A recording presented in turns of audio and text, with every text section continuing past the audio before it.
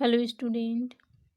आज की इस लेक्चर में हम डिस्कस करेंगे सोशल इश्यूज एंड एनवायरनमेंट को। तो सबसे पहले हम देखते हैं कि सोशल इश्यूज होता क्या है। सोशल इश्यूज मतलब सामाजिक समस्या क्या है। तो कोई भी ऐसी प्रॉब्लम जो कि एक पर्टिकुलर ग्रुप या पीपल को इफ़ेक्ट करती है या एक एरिया को इफ़ेक्ट करती है, यानी कि किसी एक इंडिविजुअल या सोसाइटी के कंट्रोल के बाहर जब कोई फैक्टर हो जाता है तो उसे सोशल इश्यूज कहा जाता है। ठीक है। उसके बाद नेक्स्ट है डिसएग्रीमेंट बिटवीन इंडिविजुअल्स और groups can leads to social issues also called interaction perspective, यानी कि किसी एक ग्रुप से सहमत हो और दूसरा ग्रुप से असहमत हो, ऐसी कंडीशन डेवलप हो जाती है तब भी हम उसे सोशल इश्यूज कहते हैं। उसके बाद है वेरियस सोशल इश्यूज, मतलब कि क्या क्या सोशल इश्यूज है। जैसे कि इसमें फर्स्ट है रेशल डिस्क्रिमिनेशन।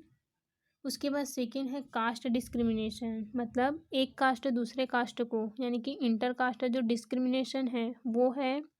इसी प्रकार से तीसरा है पॉवर्टी, यानी कि भूखमरी, गरीबी, ये सब भी एक सोशल इश्यूज है।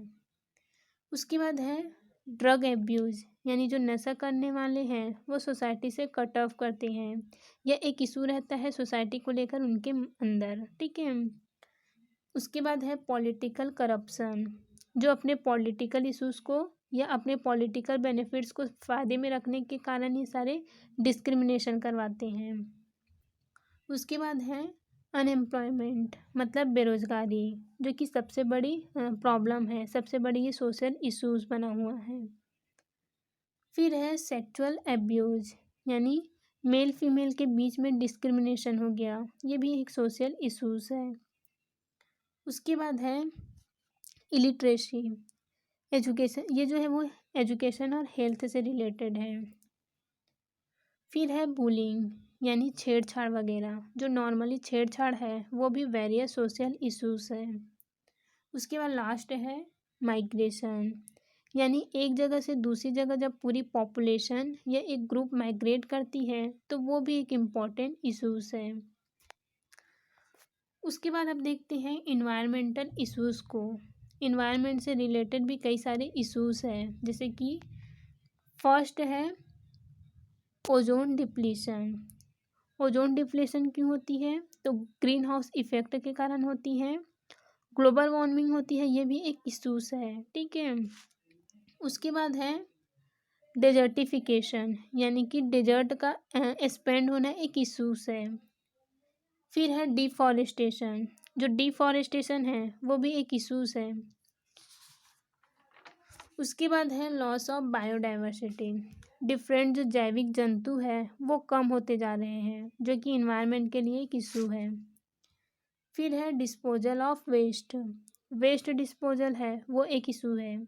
जो भी अपने इंडस्ट्रीज़ के अर्बन वेस्ट है उनको डिस्पोजल करना है, उनको ट्रीटमेंट करना भी एक सोशल इश्यूज बना हुआ है। ठीक है, इन्वायरमेंट इशू से भी। फिर है वाटर स्कैरिटी, पानी की कमी, और जो पॉल्यूटेड पानी पानी है वो भी एक बहुत बड़ा इशू बना हुआ है। उसके बाद है ओवर पॉपुलेशन, अधिक मात्रा में ग्रोथ होना एक एरिया के अंदर। पॉपुलेशन ग्रोथ जो एक एरिया में ज़्यादा हो जाती है वो ओवर पॉपुलेशन कहलाती है, जिससे उनकी जो फंडामेंटल इश्यूज हैं उनकी पूर्ति नहीं हो पाती। ठीक है।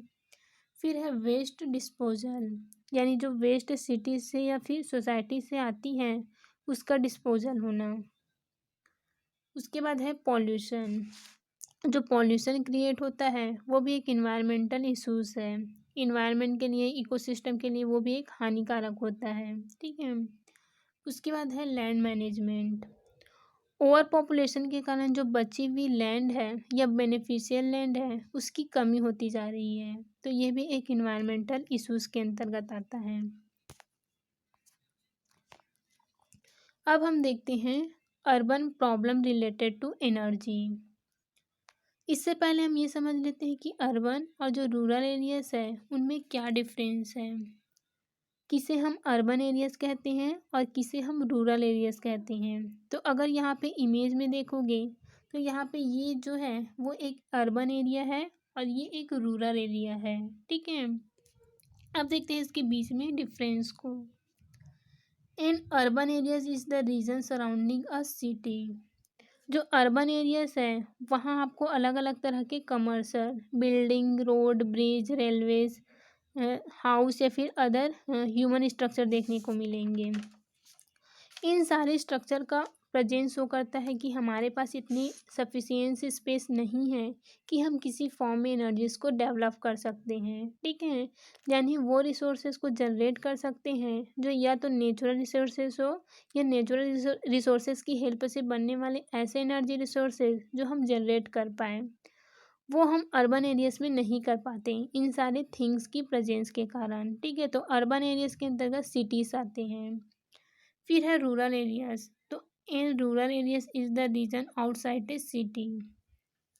हमारे पास इन सब चीज़ों की इतनी ज़्यादा नंबर रहती है, डेंसिटी में ये नहीं रहते।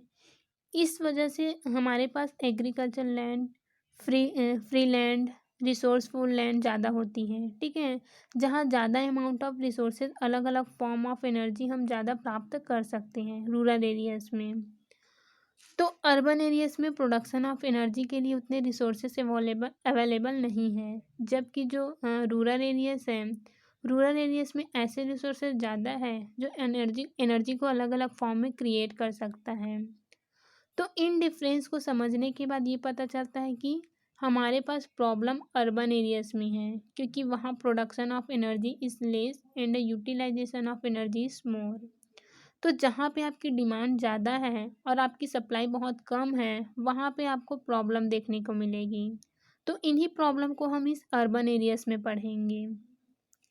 अब हम क्यों सिर्फ अर्बन एरियाज़ को फोकस कर रहे हैं, क्यों हम रूरल एरियाज़ को नहीं पढ़ रहे हैं, जबकि जो रूरल एरियाज़ हैं वहाँ रहने वाले लोग भी एनर्जी को यूटिलाइज़ करते हैं। तो इसका कारण ये है कि जो सिटीज़ वाली एरिया है वहाँ डिमांड बहुत ज़्यादा है और सप्लाई बहुत कम है, जबकि जो रूरल एरियाज़ है वहाँ डिमांड कम है और सप्लाई बहुत ज़्यादा है। ठीक है, अब हम एनर्जी की बात कर रहे हैं तो सबसे पहले समझ लेते हैं कि व्हाट इज़ एनर्जी। तो जब भी आप किसी भी रिसोर्सेज को यूज़ कर रहे हो और वो किसी भी फॉर्म में आपको कुछ एडिशनल प्रोवाइड करा रहा है जो आपको फर्दर मूव करने के लिए अलाउ करेगा, वो एनर्जी है। ठीक है, अब इस एनर्जी को हमें लिंक करना है अदर एरियाज़ में। तो हमारे पास बहुत सारी प्रॉब्लम्स है, हम यहाँ पे बेसिक प्रॉब्लम की बात करते हैं। तो प्रॉब्लम का बेसिक फैक्टर क्या है कि हमारे पास उतने रिसोर्सेज या उस तरह के रिसोर्सेज नहीं हैं या उस तरह के रिसोर्सेज का प्रॉपर यूटिलाइजेशन नहीं है जो आपको आपके एनर्जी कंजप्शन के लिए एनर्जी प्रोड्यूस भी करके दें। तो इस समय क्या होता है, इस प्रिंसिपल प्रॉब्लम की वजह से हमारा वही जो फैक्टर हम पढ़ रहे हैं डिमांड एंड सप्लाई, वो मेंटेन नहीं हो पाता। तो यही प्रिंसिपल प्रॉब्लम है कि हमारे पास रिसोर्सेस नहीं है जिससे हम एनर्जी प्रोड्यूस कर सके अर्बन एरियाज़ में। ठीक है, अब नेक्स्ट है एनर्जी डिमांड। अब ये एनर्जी डिमांड क्या है, तो एनर्जी डिमांड मतलब मेरे दिन शुरू होने से लेकर दिन ख़त्म होने तक जिस जिस चीज़ या जिस जिस रिसोर्सेज को यूज़ करती हूँ, यानी कि कितनी अमाउंट ऑफ एनर्जी मुझे रिक्वायर्ड है दिन की शुरुआत से लेकर दिन के ख़त्म होने तक डिफरेंट डिफरेंट पर्पस के लिए, ये एनर्जी डिमांड है। ठीक है, और ये पर्पस क्या क्या हो सकते हैं, जैसे कि ये मेरे रेसिडेंशियल कुछ कमर्शियल पर्पस हो सकते हैं, मेरे घर में रहकर जैसे कि लाइट जलाना, फ़ैन चलाना, फ्रिज की पानी, ये सब मेरे कमर्शियल एंड रेसिडेंशियल पर्पस के अंतर्गत आते हैं। ठीक है, उसके बाद सेकंड है इंडस्ट्रियल पर्पस। भले ही हम पर्सनली इंडस्ट्री के रिस्पेक्ट में काम नहीं कर रहे हैं, लेकिन हम बहुत सारे प्रोडक्ट यूज़ करते हैं जो इंडस्ट्री से हमें सप्लाई करती हैं, तो उनको रन करने के लिए कुछ एनर्जी चाहिए हमारे रिस्पेक्ट में।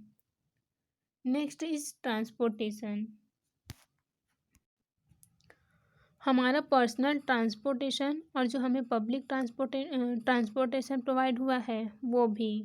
तो ये सारी चीज़ें मिलाकर एक इंडिविजुअल के रिस्पेक्ट में एक अर्बन एरिया से एनर्जी की डिमांड क्रिएट करती हैं। ठीक है, अब यहाँ पे परसेंटेज दिया हुआ है, जैसे जो रेसिडेंशियल लेवल है वहाँ पे सबसे ज़्यादा एनर्जी कंजप्शन होता है। हर कोई अपने अपने घर में अलग अलग फॉर्म की एनर्जी यूज़ करता है, ठीक है। ये सारी एनर्जी जो है वो ओवरऑल एनर्जी डिमांड का 38.5% मतलब कि 39% कंज्यूम करता है। Next biggest level is commercial purpose. Commercial purpose के अंदर इंडस्ट्री, उनको रन करना, हमारे ऑफिसेज, जॉब, हर वो फैक्टर आ जाता है और ये 35.4% यूज़ कर रहे हैं। उसके बाद बहुत बड़ा परसेंटेज होता है इंडस्ट्रीज़ का, जो बहुत लार्ज अमाउंट ऑफ एनर्जी को यूटिलाइज करती है, क्योंकि वो बहुत बड़ी बड़ी मशीनरीज यूज़ करते हैं, ठीक है, लार्ज लेवल पे काम करते हैं, इसलिए उसका यूटिलाइजेशन 25.9% तक मार्क किया गया जाता है। फिर है ट्रांसपोर्टेशन। जो ट्रांसपोर्टेशन है वो यहाँ पे सिर्फ 0.2% होता है। अब हम बेसिक पॉइंट में आ जाते हैं कि क्या हर्डल्स है, क्या प्रॉब्लम है एनर्जी की with respect to urban areas. इसमें फर्स्ट है lack of awareness. Lack of awareness मतलब जब आप किसी कमरे से बाहर निकल रहे हैं तो वहाँ लाइट, फैन, इलेक्ट्रिसिटी की कोई सप्लाई जो आप यूज़ कर रहे थे उसे बंद कर दें, उस एनर्जी को सेव करें। फिर सेकंड है लैक ऑफ टेक्निकल नॉलेज। इसका क्या मतलब है, तो कभी कभी हम क्या करते हैं, हम समझ नहीं पाते हैं। जैसे कि अगर हम देखें तो बिजली का रेट बढ़ता है, वो पॉइंट समथिंग वाइज बढ़ता है, बहुत कम चेंज आता है पर यूनिट। पर एक बल्ब को जलने में, एक ट्यूबलाइट को जलने में कितनी यूनिट खर्च होती है ये हम समझ नहीं पाते। तो जब हम समझ नहीं रहे कि जो हम बिल पे कर रहे हैं बिजली का, उसमें पर यूनिट का कंजप्शन मैं कहाँ कहाँ कर रही हूँ और हम किस तरह की इक्विपमेंट यूज़ करें कंजप्शन को रिड्यूस करने के लिए, तो ये है लैक ऑफ टेक्निकल नॉलेज। क्योंकि हमें टेक्निकली नहीं पता कि एक रेगुलर ट्यूबलाइट में और एक एलईडी में क्या डिफरेंस है। तो हम कोई भी चीज़ यूटिलाइज कर लेते हैं, कोई भी रिसोर्सेज को यूज़ कर लेते हैं। तो प्रॉपर टेक्निकल नॉलेज होना चाहिए एनर्जी कंजप्शन के लिए अर्बन एरियाज में, ठीक है।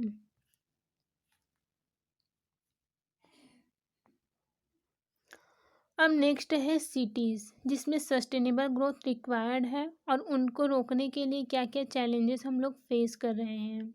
तो यहाँ पे सभी में सस्टेनेबल दिया हुआ है। सस्टेनेबल मतलब रिसोर्सेज को हम इस तरह से यूटिलाइज करना कि उनका कंजप्शन उनके एंड की तरफ ना बढ़ता रहे, फॉर फ्यूचर जनरेशन वो रिसोर्सेज इंटैक्ट रह पाए, उनका उस तरह से प्रॉपर्टिलाइजेशन करना, ठीक है। ये सारी चीज़ें एज अ चैलेंज वर्क करती हैं। जब हम बिल्डिंग प्रोसेस को सस्टेनेबल नहीं बना पाते, जब हम अपने ट्रांसपोर्टेशन को सस्टेनेबल नहीं बना पाते, अपने अलग अलग टाइप के एनर्जी सिस्टम को सस्टेनेबल नहीं बना पाते, तो ये सारी चीज़ें सस्टेनेबल ग्रोथ के लिए एज अ चैलेंज वर्क करती हैं अर्बन एरियाज के लिए, ठीक है। अब लास्ट है ऑप्शंस फॉर सिटी रिस्पॉन्सेज। क्या ऑप्शंस है हमारे पास, क्या क्या करना चाहिए किसी स्मार्ट सिटी को या किसी अर्बन एरियाज को, ठीक है।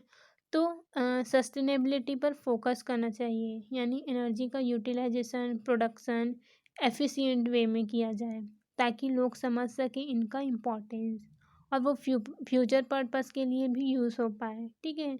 तो ये सब चीज़ें कैसे हो पाएगी, तो जब हम नॉन रिन्यूएबल रिसोर्सेज से रिन्यूएबल रिसोर्सेज में स्विच करने लगेंगे, यानी हम सोलर एनर्जी को यूज़ करने लगेंगे एनर्जी के प्रोडक्शन के लिए, तो ये सारी चीज़ें सस्टेनेबल डेवलपमेंट के लिए इन सिटी यूज़ कर सकते हैं, ठीक है।